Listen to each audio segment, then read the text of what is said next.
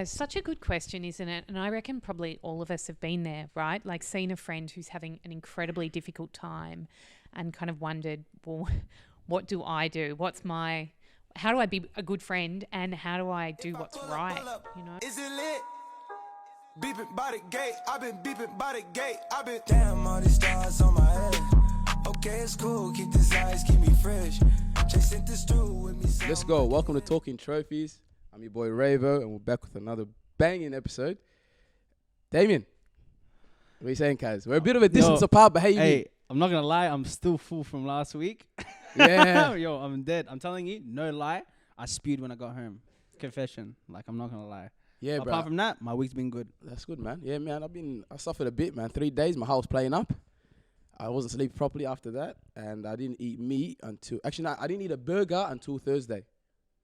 And I haven't touched the burger since. Oh, no way. Yeah, no. That's crazy, man. Also, celebrating the birthday vibes. Yeah. Big 25. Big ups.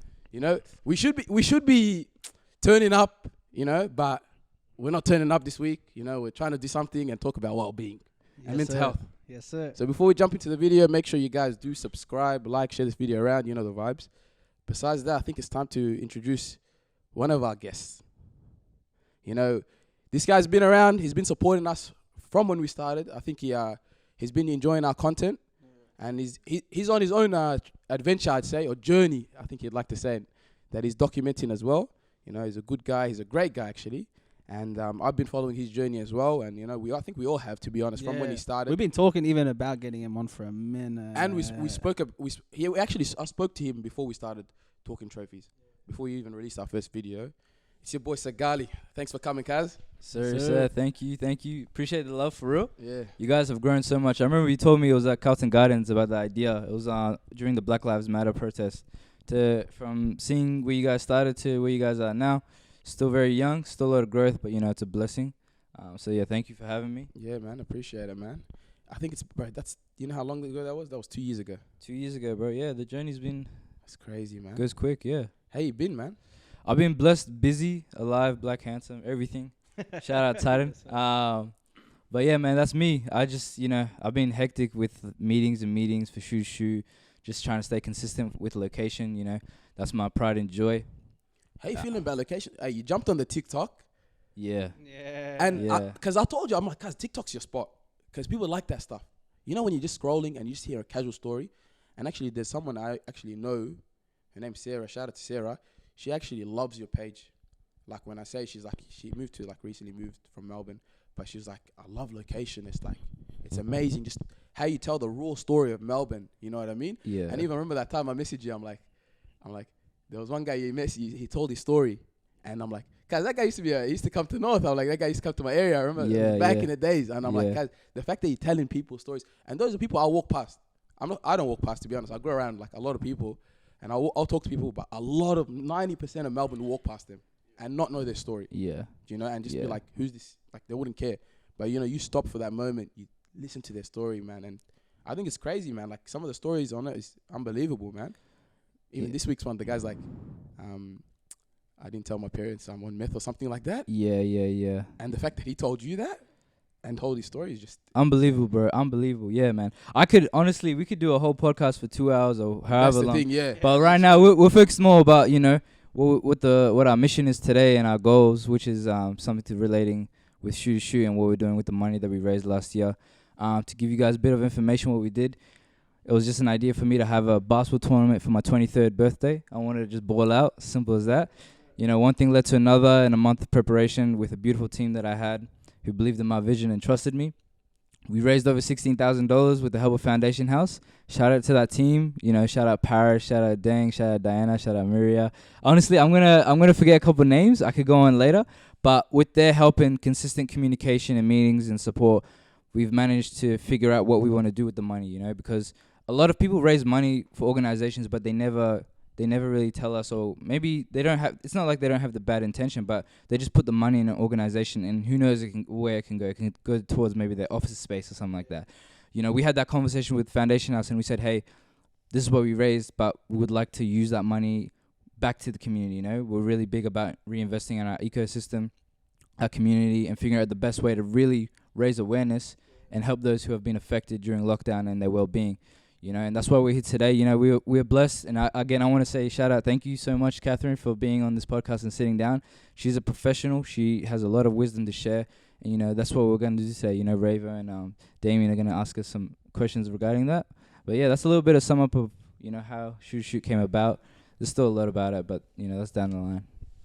I'm not gonna lie, I thought that was an Oscar speech, man. Hey, that was a really script, man.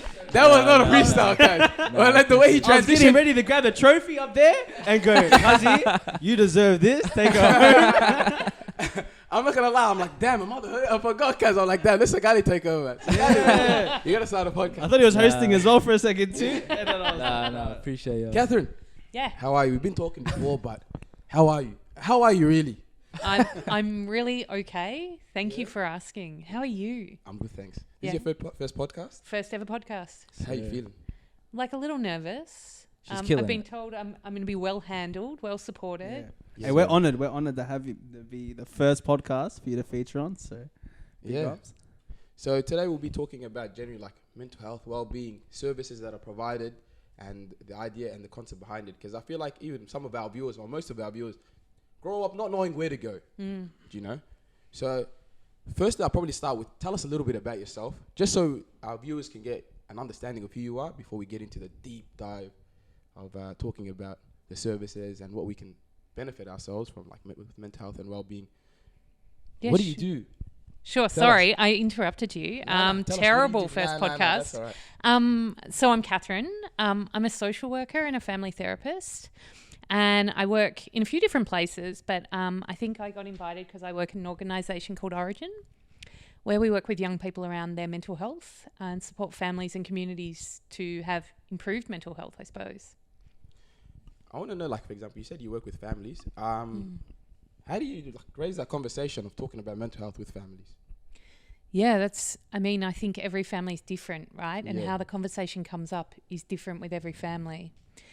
Usually, I guess I'm in a position to be having a conversation because someone in the family's already brought it up. It's not me bringing it up. Someone in that family, usually a young person, has brought the conversation up and wants, their dad or their grandmother or their auntie to be involved in that conversation in some way. That's interesting. I was gonna say real quick, like it's always inspiring to have like a platform where people can come to you when they're seeking mental health. But like, how do you seek mental health? Like when you're going through it, like what are things that you rely on? Yeah, for me, myself. Yeah, I think like the last couple of years with COVID, it's been really tricky, hasn't it? Because like a lot of us, things that we would normally rely on, like going more than 5 kilometres from our house or spending time with more than one other person, those things haven't been possible. But for me, like I was telling you guys before, I ride my bike, I listen to music, I love to read, I try and plan holidays. Like I like bushwalking, so I like going hiking for 4 or 5 days with all my stuff, just getting away from it all. Oh, so you like camping? Yeah. That's impressive. Oh, thank you. That's how you know Raver doesn't go camping. That's impressive. Because you know what, it is such it's a great way just to escape from just the fast-paced life of, especially the city, living near the city. Yeah, I think that's it for me. Like, I kind of like that my phone won't ring during that time, I kind of like having periods of time where I'm not contactable.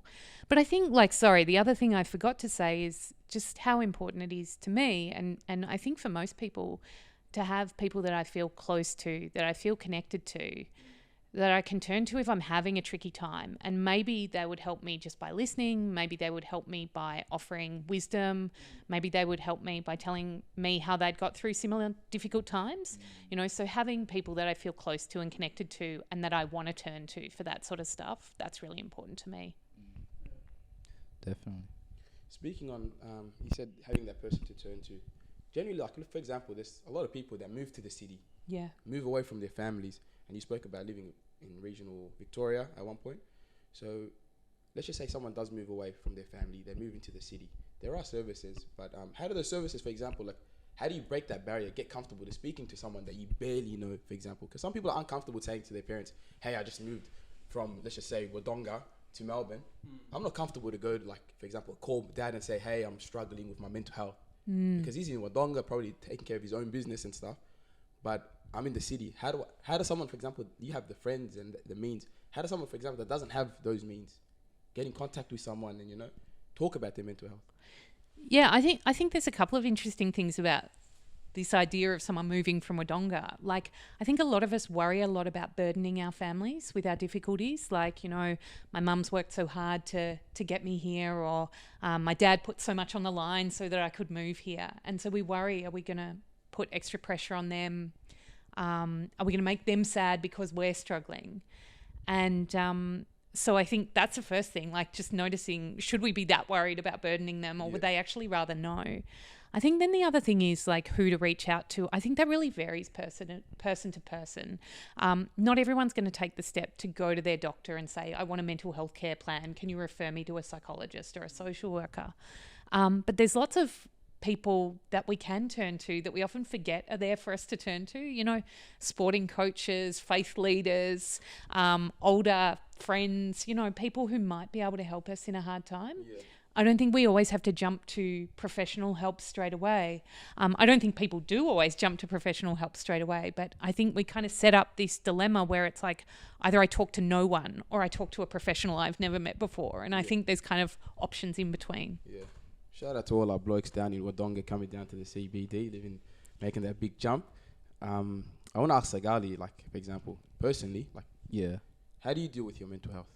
I would say, honestly, I've been blessed in the position that I've been put growing up. My mum's a mental health clinician, you know, and that's kind of a mix of why even Shooters Shoot came about. Mm-hmm. She's always kind of helped me out, spread that, like, not spread, but raised awareness or educated me on issues or, you know, things that maybe younger guys would face, or even just, you know, drugs and alcohol. Like, for her, the way her approach is, you know, it's not even on some strict behavior. It was more just like, you know, this is what's going to happen. You know, like marijuana stays in your spine for over 10 years. And some of these things actually trigger schizophrenia, you know.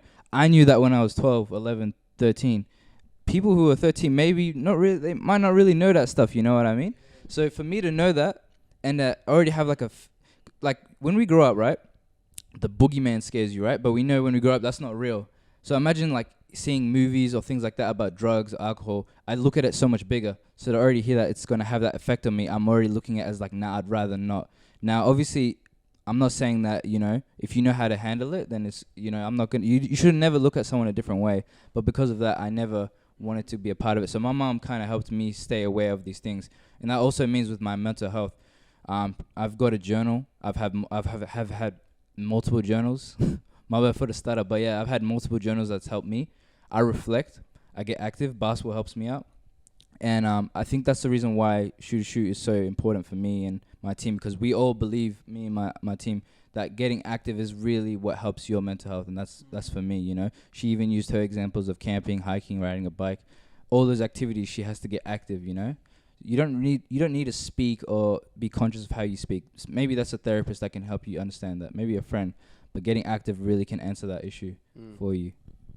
Yeah, man, that's what a lifestyle to grow up in, man. Like, you got a real supportive mum by the sounds of it. Yeah. And very well knowledge. Like, I think I've been seeing it. Like, I remember when I reached out to you to help out with some of the kids down southeast. Like, I just noticed that about you, bro. Like, you always love, like, I know you always see beyond what a person is. You just see, like, mental health issues involved. And, like, that's insane. But, like, your heart behind Shooters Shoot, like, what's, like, where did this, like, come from? Like, where was, like, the first moment you're like, you know what, like, I'm going to do this? So, and how did you put it all together? Yeah, how I put it all together, I gotta still look back at that. I still haven't processed that fully. Basically, the idea came about. So there's someone that's very close to me, who held a birthday for her birthday party. She did a Amazing Race, which is real dope. Yeah, she's been doing dope things like for most of her birthdays. And then when her recent birthday finished in 2021, I was speaking to her. I was like, you know, you should probably do a basketball tournament for your next one because you're turning 23. Then she looked at me and she's like, that's probably your thing. I was like, you know what? That actually is. I'm not going to lie. That's actually my thing. So, you know, my mom also was always telling me you need to do something for your peers in terms of mental health, maybe have like a discussion. You know, she was only giving me ideas that she seemed to have worked for her. But for our generation, that's not going to work, you know. Having that discussion isn't going to always work. Even though we're doing it right now, it may sound contradicting, but there's other ways to go about it. And that's why our campaigns, we've diversed it in so many different ways. But I wanted to mix mental health, growing up and being understanding of that, with my basketball passion, being, basketball was my first love. I put those two together, and then, it ended up being bigger than what I expected it to be. The first idea originally was just to have a little basketball tournament for my friends. I was going to book a ref, I know a few film photographers. I knew a few DJs. So I was like, you know what? Let me hit them up. They all said yes. But the venue that we booked, which you guys all went, right? It was a dope venue, right? That was only 6 months new. No one's been there, even myself. That venue was so good, right? And got to give credit where it's due. A lot of people contributed to making that happen, right? Hanad, one of the brothers from the area, really helped to get the ball rolling. He's from the area. He does some dope things. He recently held a knife crime discussion the other week. He's been doing it for 6 weeks. He was helping me a lot. He kind of implemented that idea of getting a sponsor, and ever since then, in that month of just getting people together, we're going to have a couple other podcasts released this week where people in the team are going to also explain their vision and how they came about being a part of the team. But one thing led to another, man. With a month of getting it prepared, we managed to get Shoot where it was. And, the sky's the limit now for the team and us and the community. That's amazing, man. That's amazing, man. I was going to say quickly, there's always this thing about mental health, right? Like, I feel like in today's era, we're starting to speak about it more and more, get comfortable. There's finally events that are promoting that it's okay to speak about it. Why do you think it's still so hard to speak about it to this day? For some people, it's just really hard to even bring up the conversation. Why do you feel that is? So it's just an awkward conversation, isn't it, man? Yeah, why do you reckon it's so awkward, though? Why do you think it's so awkward? Who? You. Okay, generally, no, I know, but You put him in the corner. No. Why are you putting me on the serious spot? question. Catherine, I don't know. Why are you putting me on the spot like that, Catherine? No, Come on. because for me, I guess, for almost 20 years, it's been my job to talk about mental health all day, every day. Yeah. And so sometimes I forget that it is really awkward for other people. So it's kind of a hard question for me to answer now about why is it awkward, because I'm like, I forget that it's awkward. That said, my parents would say, don't you social work me. It's awkward for them, right? In my family, it's also awkward. I don't know, personally, I think I just never... Okay, I grew up in a generation where we suppress emotions. Yeah. Okay, if I'm feeling sad, I keep it to myself. Yeah. It's very hard. I grew up more in in a household where we didn't really express ourselves emotionally, We're always having a laugh. But then but the thing is, I think I grew up in an environment where, I could talk to my mum. I'm comfortable to talk to my mum. In contrast to my father, I wouldn't really open up to him when I was younger. Now I do more comfortably. But I just think generally it's I feel, and this is where the toxic masculinity kicks in, I feel less of a man. If you have feelings. No, if I'm opening up about if my you're emotions. talking about them, yeah. In the past, that's when I was 15, 16, 17. Obviously, I grew up now, I'm comfortable. I can talk from having a crappy day. But generally, I think that a lot of young people, and that's why you find there's a lot of violence happening and stuff like that with even males, because they have this anger in them. They have this feeling in them. And I grew up with a lot of boys that had this. They have this anger in them, and they have this feeling in them, and they just express it with aggression. Even from simple stuff, we'd be playing FIFA, and we just spaz out just the games, or play basketball, and we get really rough. And you could tell there's something in the back of their mind, but they don't want to open up about it. And I feel it's I'm not comfortable to speak about it because it's an awkward conversation, and I don't want to have it.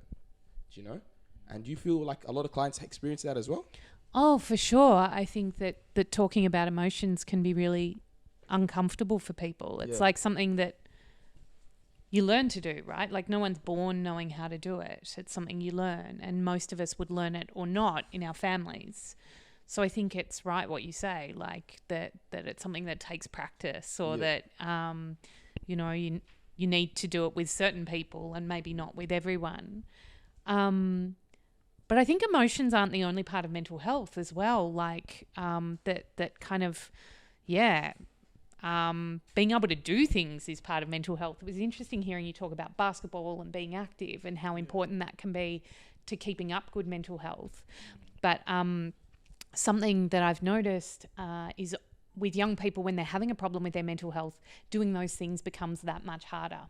So you used to love basketball and then suddenly you're not feeling it. You don't go to training. You don't get off the bench during the game. So you start to lose that pleasure. You start to lose that sense of connection with people. So there's a kind of cycle, and it's not just about emotions. It's also about then how you're behaving and how you're able to be in the world. Does that kind of make sense? No, I Yeah, get what you're definitely saying. does. Yeah. Yeah. It's not like that's the absolute answer, getting active, because that does deter you from even wanting to. You know, it's not easy always to get up and play basketball, run or walk.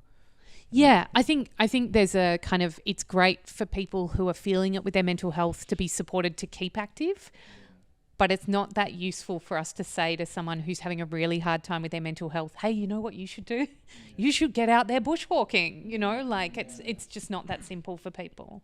I think there needs to be like a better understanding around mental health, because like some people just think there's like a direct cure to it. Yeah. Like go ride your bike and go play ball, go do this. But like sometimes it's literally like that, like it's that deep, like the trauma is that deep that like it can't just be fixed like that. Like it just needs to be understood that, okay, like you're going through this tough season, but like it's more so just supporting them in that. There's no cure to it. So it's like, yeah, it's like, I don't know, it's tough. So how what's the best advice to give to someone if they're like going through something that just can't be fixed by simply just like getting out the house more, or just Yeah, I think it's good to think about what's the line after which you are going to want to get professional help, or you want to get professional help on behalf of a family member, rather than just going, okay, let's keep encouraging them to go to church, or let's keep encouraging them to get back to basketball training. You know, like what's the point at which you make that call? And so I think knowing where that line is for you or for your family is really important. And then thinking about the kind of professional support that would feel safe and comfortable. You know, a family doctor like a GP is a great place to start. GPs have really good knowledge of what's available in the community. They have really good ideas about a mix of different kinds of approaches to wellbeing. So not just counselling, not just medication, but also like getting back involved in the community, getting extra practical support to get things done, that kind of stuff. Talking about getting services, like I've said this before on the podcast, I've gone therapy once in my life. Right, like as in one session. One session. Yeah. Never went back. Yeah. I just said, let me try it out. Yeah. And I just said, this is not for me. And I found means to deal with my mental health, thankfully. How does someone find those services? For example, I grew up in a public housing area in North Melbourne. You know the North Melbourne flats? Yeah, I do. And we had, for example, back then a service called Co-Health. Yep. And they said, hey, look, you know, we do have psychologists. I'm like, you know what, let me go see a therapist. Why not? I said, and they gave me a free session. But like, there's a lot of services in Victoria and Australia. We're actually blessed to be in this country, because the services that are provided is amazing. And you can't find it almost anywhere else in the world. But you know what's so hard? Like, let's just say I'm feeling down. I wouldn't know where to go to. Yeah, You know not what I mean? knowing where to Where do I start. start? Yeah. Even my GP, I wouldn't even know where to start. Like, You don't have a GP? no, I do. But my GP is like old school. I remember one time I went to my GP and I'm like, yeah, I got some pains, whatever. And he's like, yeah. He's like, here's a prescription. He's like to me, the all goods, but because like he said it in Arabic, he's like, we don't fear death, but we don't fear death. I looked at him, I'm like, Kaz, you're not the guy to tell me that. You know? It was just weird. I'm just like, he said that, but like, even for example, going to a GP, whatever, how do I start? Yeah. Look, I think you're so right. We are lucky in Australia that there are a lot of services, but it can be a bit overwhelming, right? Like, when do I call Kids Helpline or Lifeline? When do I go to a Headspace centre? When do I go to my GP? I think there's two great starting points for young people in Victoria, and one is their local council youth services. So like exactly like Co-Health was for you in North Melbourne. Yeah. And the other is a Headspace centre. Okay. And the reason I think they're really great starting points is because they have kind of a menu of options. You're not going to a psychologist who will probably only have psychological treatment or therapy to offer. It might be that they have a group. It might be that they have peer work. It might be that they have alcohol and other drug counselling. It might be that they have practical support. You know, there's like a whole menu of options that they can kind of fit to you. So a Headspace centre is a really great place. Okay. And if people don't feel like the Headspace nearest them is that accessible, like by public transport or whatever, then local council youth services are also awesome. Nice. And okay, with us, we're over to our 20s. Oh, sure. Do I look younger? So young. Well, I think you said it was your birthday yesterday, 25 years old. Yeah. So you're no longer a young person. No, that's 35. 35? No, he's joking. 45? But someone actually told me yesterday. One of my boys messaged me at 12:01 and told me, "You're now officially closer to 30 than you are 20." Oh. And I was like, he thought I was gonna feel bad about it, but I didn't mind. I can't wait till I'm 33. Apparently, 33 is a peak age. Really? Yeah. I can't wait to see how good I look when I'm 33. Okay. But let's For just say, older people, you're asking. So we're 20s. I'm comfortable to be like, okay, I'm feeling exhausted. Work. Okay, I need to get this service. Yeah. There's a lot of individuals from the age of 15. I could say 15 is like the age where you start getting a bit of a consciousness of like who you are. And then, for example, 17 is a rough age where you maybe feel a bit low. Life's kicking in. How does someone, because we're comfortable to go to those services, how does someone from 15 to 17, 18 know, like, this is for me? Yeah, good question. Because that's the critical ages. People don't realize, like, we're old enough to talk about mental health. Do you think a 15-year-old's really talking about mental health? Like, not really going to have that conversation. How does someone like 15, 17, those important ages, 18 even, go, like, I want this, I need this. How do they, like, recognize I need this service, I need this support? Yeah, so there's a lot more, I guess, actual education in schools now than certainly when I went to school, probably even than when you went to school. Oh, you're saying I'm old, or? So that, in lots of schools, teenagers are taught to identify signs of depression, for example, and to know where they could go. And I guess there's better support systems even in schools, so that there's usually someone who's funded to provide kind of wellbeing support in a school. So I think for lots of teenagers, that might be the first person they go to. Yeah. The other spaces I'm really interested in are spaces teenagers are anyway, so mosque or church or youth group or sporting clubs, and thinking about how do we support adults in those places to kind of lean into young people around their mental health, because we know that young people might turn to them, right? Like they might go, this is a person I trust to talk to. So it's really important that adult knows what direction to point the young person in. I don't know that I'm answering your question though. How do people find their way to support? Yeah, for like the 15, because we can find the services. Yeah, we know how to Google. That 15, having the conversation. And you did highlight like going to the school. Yeah. The wellbeing officers in school, they're really helpful as well. Yeah. And so I guess a lot of services like Headspace centres have started promoting themselves in schools. So really trying to make sure that brand is visible and young people would know that they can go there. Local council youth services also do that. So there are lots of efforts to try and make sure young people know where they can go. Even Damien, he goes to schools and does dancing clinics and stuff, helping the kids dance. Yeah, and running workshops. The whole point of it is like, dance isn't just like a entertainment. It's also like a way to attack mental health on a positive level. Like we're talking about the health benefit of it, but also like the rhythm of just like being comfortable in yourself and having the confidence to just dance in front of anyone, your teachers, your peers. It does a whole heap of confidence boosting in the kids, and it's so beautiful to see. And that's why it's like one of my biggest passions since like I was like 15. Yeah, but I was gonna say, like when you're like a young adult, right? The idea of like going to see someone, the concept is like, you're like, yo, that's a lot of money. Like it sounds so expensive. Like I remember I saw a psychologist like the first time when I was like 20 years old, and the guy turns and he's like, yeah, it's going to be like $120. And at the time, if you're studying or you're working part-time, yo, that money is like it's a lot of burgers. It's literally like a third of what you're making. Yeah, it's a lot of burgers. Yeah. Literally, it's a lot of burgers. But how does someone like seek like financial assistance, or how does it make it look like less expensive? Because I don't know, my mindset was like, oh, it's too expensive, I'm not gonna Yeah.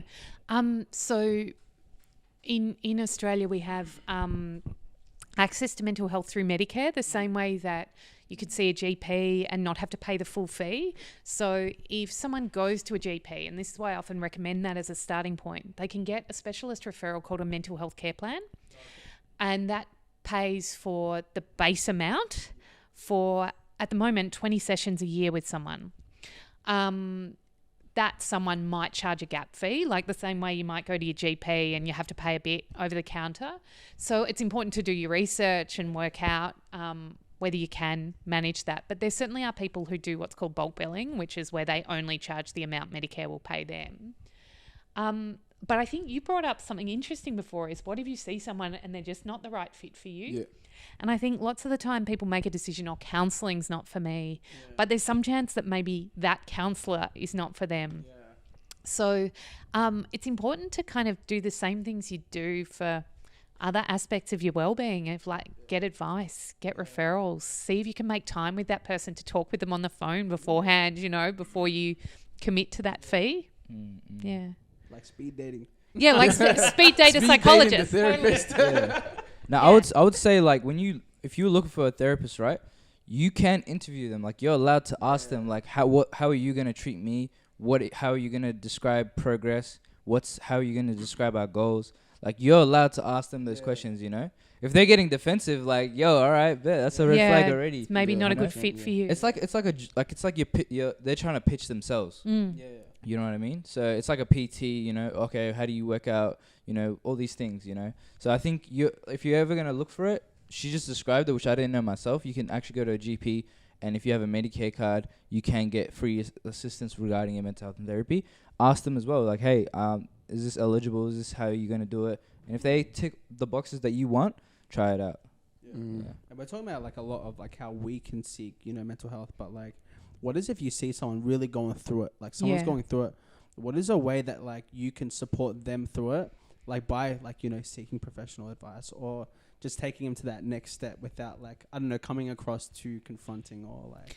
Yeah, such a good question, isn't it? And I reckon probably all of us have been there, right? Like seen a friend who's having an incredibly difficult time and kind of wondered, well, what do I do? How do I be a good friend and how do I do what's right? You know, so eHeadspace is an online part of the Headspace platform, and they actually have a family and friends phone line and email line. So it's for exactly that kind of thing of like, I'm really worried about someone. What steps can I take? They can kind of coach you through it and tailor that advice.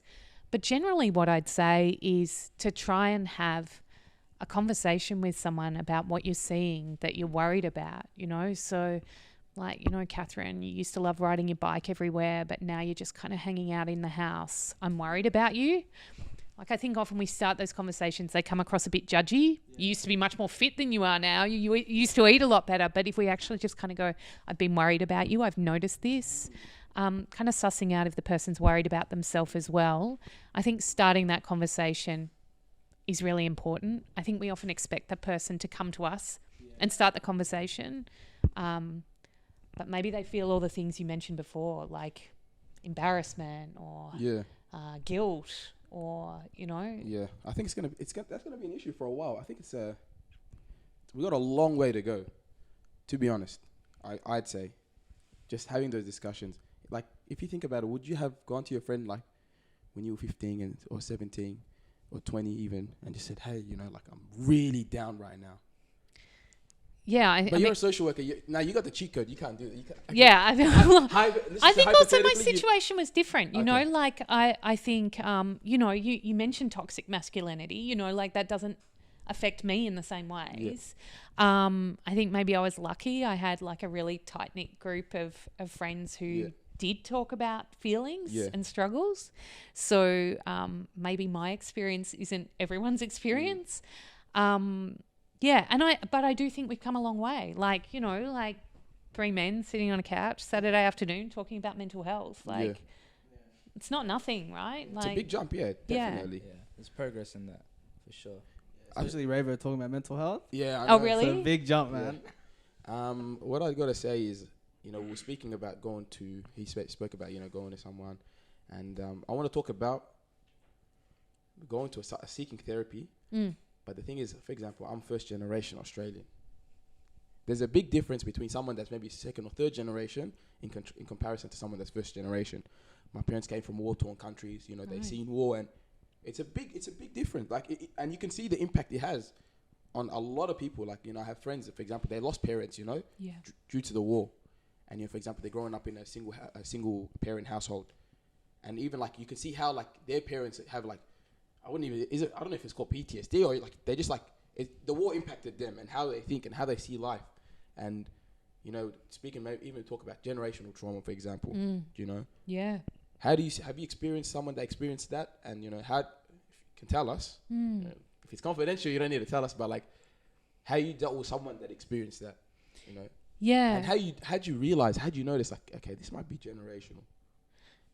Yeah, well, I think like for me as a social worker and a mental health worker, it's always been really important for me to be aware of my whiteness and my privilege. So not to go too deep, but you know, like that's really important. And so, I have had the incredible privilege of working with people, you know, young people and their families who, you know, left Somalia or left Eritrea or left South Sudan. You know, recognizing that my life and my experience is really different from theirs. And so kind of having in the back of my mind, what don't I know about this family's story that might be shaping this young person's story right now? I think one of the things I feel like I've noticed, but please call me out if you think differently, is a lot of first generation young people, when their parents arrived as refugees, first generation young people, they feel a strong sense of obligation to try and make a good life in Australia. They know how much their parents have kind of sacrificed to try and build a better life. And so they feel really, I don't know if guilty is the right word or ashamed is the right word. They feel this intense pressure about, you know, I've got to build a good life, a burden, right? Yeah, definitely. And so one of the things that I think might happen is that they don't feel as freed up to talk to their parents about what's going on. They you know, they know mum's working 2 jobs already or dad's on shifts and, you know, just don't have the time and energy to kind of think about this. I also think that kind of culturally, none of us come from a culture where talking about feelings is like what we do. I mean, maybe New Yorkers, you know, you always hear about in Woody Allen movies, everyone's in therapy or whatever. But I think that's a big step for anyone. But it's a big step kind of to do outside the family as well. There can be like kind of taboos or assumptions about what you talk with people outside the family about. Yeah. Massive taboos. Yeah. I think that's, for example, as I don't know, as Africans, you know, you get those taboos. Hey, this is a family problem. Keep it in here. You know, like we don't tell our business elsewhere. And regardless of whatever your faith is, whatever, that's a taboo. You know, how do you deal with those taboos, for example? Yeah, well, I think it's hard for me to deal with those taboos because I don't always know they're there, right? Yeah. Like I can guess that maybe they are. How do I personally deal with them in like therapeutic? Yeah. Well, I try to be respectful, right? Like I don't want to be some white imperialist going, my way of talking about things is the best way to talk about things. I want to respect that family taboo might exist for a reason. Like it might keep people safe in different ways. It might keep people close in different ways. But I guess the struggle sometimes for first generation young people, and tell me if I've got this wrong, seems to be if they want to do things differently than how their parents and grandparents want to do things. You know, that kind of different attitude to what the family culture should be like and what we should talk about inside the family and outside the family. Yeah. If you could give tips on, you know, someone to deal with their mental health, what would it be right now? Because I think we should, we're going to ask a few more questions and then we're going to wrap it up. But I feel like this can go for a couple hours. Yeah. Well, I could talk about this for days. Katherine, I think I need to book in a session. Anytime. Can I put it in Medicare? If I can put it in Medicare, I'm done. Me and you got to sit down, Katherine. I got to sit on those chairs in the movies and we just talk about my mental health. No worries. Too easy. But tell me, just give us tips on, let's just say 5 tips. We love doing our 5 tips. Okay, 5. Hot 5 tips. Yeah. Hot 5. Okay, can you count? Someone count me down. I got you. Tip number 5. Okay, I think like knowing at least one thing that kind of brings you pleasure, like whether it's basketball or whether it's burgers or whether it's riding your bike, knowing that and making time for that in your day or your week, you know, like carving out time so that can be important. Tip number 4. Okay. So boring and nerdy, but really important. Sleep. So important to have good sleep. Like to make sure you have a sleep routine, to try and, have consistent sleep through the week. I don't know about you guys, but like if I haven't had enough sleep, I'm pretty crabby. I make bad decisions. I could easily see myself spiraling. Are you an 8-hour sleeper? Yeah, I am an 8-hour sleeper. I wish I was a 7-hour sleeper, but I'm not. Okay. So getting good sleep. knowing who you feel connected to, knowing who you feel close to, and nurturing those relationships, Okay. I think is really important. that's a good so one. whether that's family, whether it's friends, whether it's a sporting club, like just, Yeah. being connected in the world. That's 3. It's a lot of pressure to narrow it down Two to more, 5. more. I know. I mean, I could give you 25 is the problem. We should have gave you a minute to do it. Yeah. You know I the- go, you know oh the- my, you know the- I the would have game made a show mistake. Okay. Sorry. Clock's ticking. Yeah, no, I can. No, I'm feeling no. it. Wow.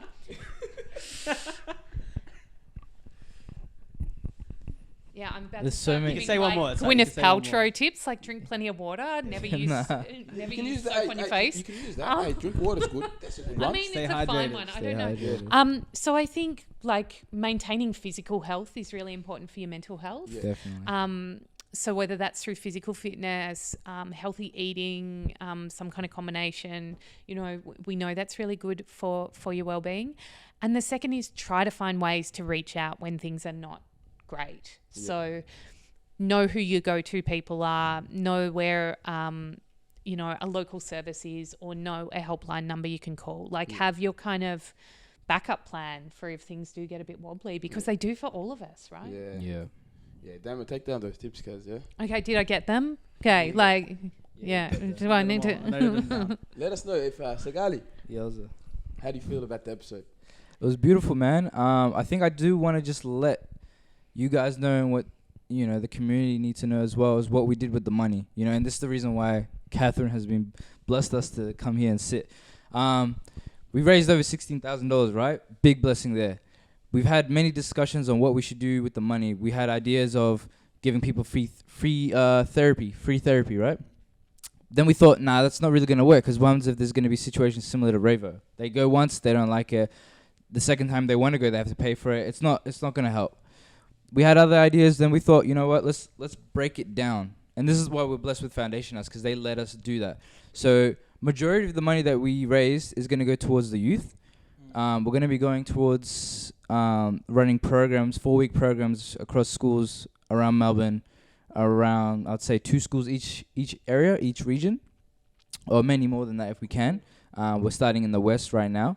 What we're going to do in these 4-week programs is we're going to implement prompt questions, have discussions that aren't going to be directly on mental health, but kind of keep you active.